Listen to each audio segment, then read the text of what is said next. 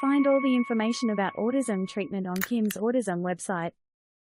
안녕하세요. 닥터토마토 프로토콜 19번째 시간입니다. 오늘은 자폐 스펙트럼 장애 호전 경과의 이해라는 강의입니다. 과하고 치료를 하시면서 자신의 아이들이 어떠한 경과를 밟아서 정상범주의 아동으로 회복되는지 이 긴 시간의 흐름의 변화에 대해서 미리 이해를 하라고 이 강의를 마련하고 있는 것입니다. 이 강의를 꼭 시청을 하셔야 자신의 아이가 호전되고 있는지 악화되고 있는지를 정확하게 평가할 수 있어요. 자폐 스펙트럼 장애를 치료할 때 굉장히 중요한 난점 중에 하나는요, 자폐 스펙트럼 장애가 호전될 때는 어떠한 변화가 나타나는지에 대해서 굉장히 잘못된 평가가 횡행되고 있다는 것이 문제입니다. 가장 핵심적으로 문제가 되는 건요, 자폐 스펙트럼 장애의 호전과 악화를 평가할 때 상동행동의 증가와 감소 내지는 감각 추구의 증가와 감소로서, 즉 이상행동의 감소를 통해서 호전도를 평가하려는 시도들이 굉장히 많은데요, 이는 굉장히 잘못된 행동입니다. 자폐 스펙트럼 장애 아동에게서 상동행동이나 감각 추구 행동들은 상당한 다양한 의미를 갖습니다. 자기의 감정적인 이상 상태를 표현하기도 하고요,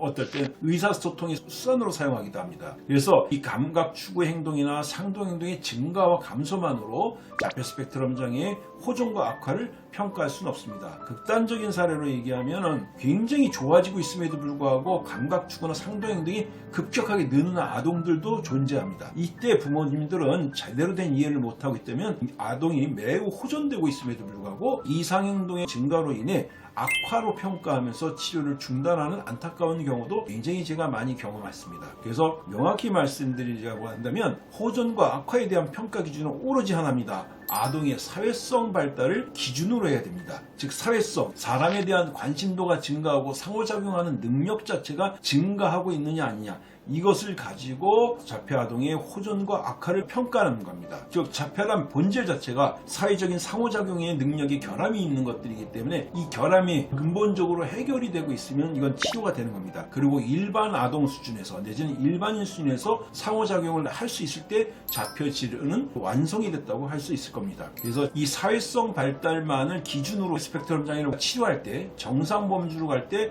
어떠한 경과 과정을 보이는지에 대해서 설명을 해드릴 겁니다. 지금 옆에 도표가 있는데요, 가장 전형적으로 정상 범주로 호전될 때 경과 과정을 표시해놓은 도표입니다. 밑에 축은 치료 개월수를 나타나고 있고요, 세로 축은 사회성, 즉 소셜리티니까 정상 범주를 100이라고 했을 때 어느 정도 레벨에서 호전되고 있는지 그래프로 평가한 겁니다. 이 그래프에서 나타나는 개월수나 그래프의 변화들은 대체로 가장 전형적인 자폐 아동들을 대상으로 만든 건데요, 36개월에서 60개월 사이에 자폐 스펙트럼 장애 범주에 있는 아동들을 대상으로 했을 때 이러한 치료 경과를 나타난다고 이야기 드릴 수 있습니다. 이 그래프는 지금 치료 1기, 치료 2기, 치료 3기로 구성되어 있습니다. 큰 축으로 1기, 2기, 3기를 거쳐서 정상 범주로 진입을 해갈 것입니다. 더 크게 나눠서 얘기한다면 1기하고요 2기, 3기를 한 축으로 얘기할 수 있는데, 제가 간결하게 표현할 때 이렇게 말씀합니다. 1기 자폐 성향 벗어나기 과정이라고 얘기합니다. 이 자폐 성향 벗어나기에 성공만 해도 아이는 외견상 자폐 티가 거의 잘 안 나게 되는데요, 대체로 이 과정이 한 6개월 정도 걸리게 됩니다. 2기, 3기를 합쳐서 제가 또래 따라잡기라고 표현합니다. 무슨 얘기냐면 이 성향 벗어나기에 성공을 했을 때